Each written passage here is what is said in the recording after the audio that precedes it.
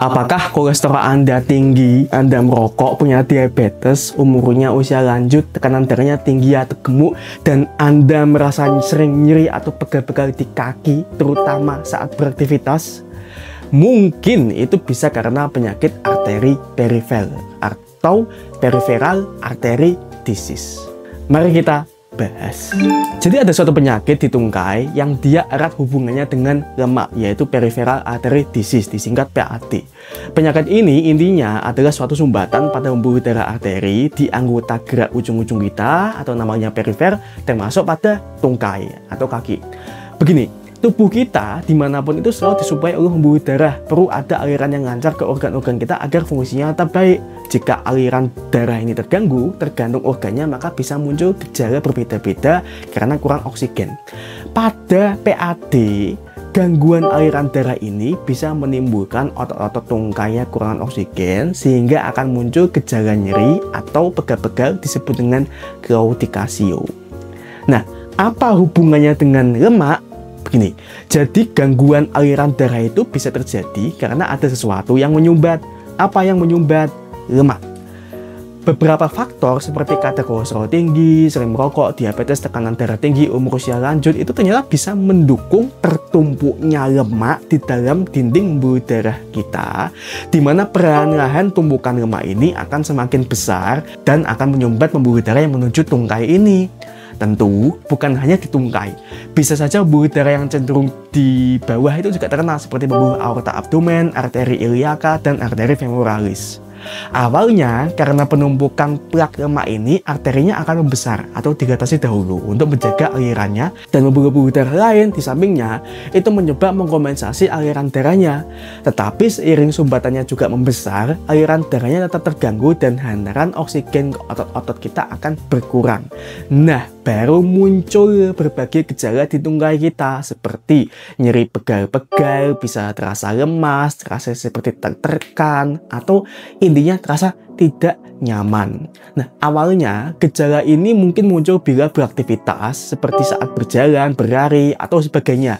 Karena itu saat dimana otot kita membutuhkan aliran darah berlebih yang sayangnya tidak tercukupi karena sumbatannya. Kemudian nyerinya tuh seringkali hilang setelah istirahat. Nah, pada umumnya PAD ini membuat kemampuan berjalan atau berlari seseorang itu menjadi melambat.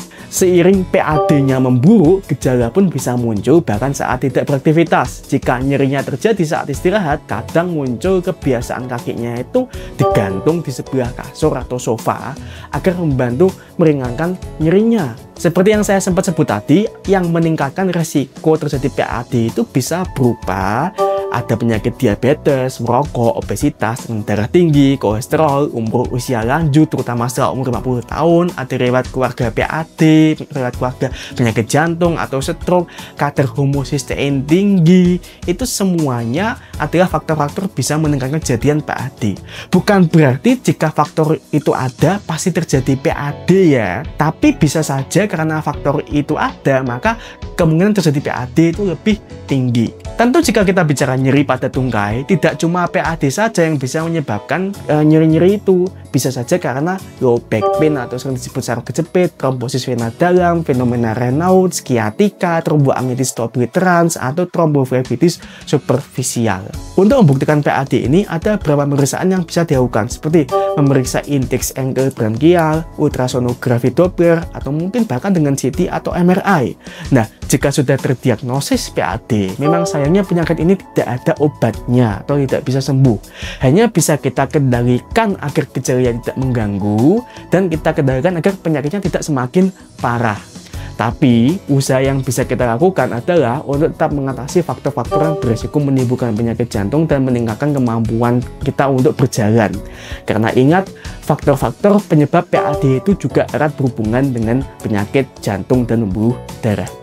Jika tidak ada usaha untuk mengendalikan faktor risiko PAD ini, penyakitnya itu bisa bersifat progresif atau semakin parah lagi.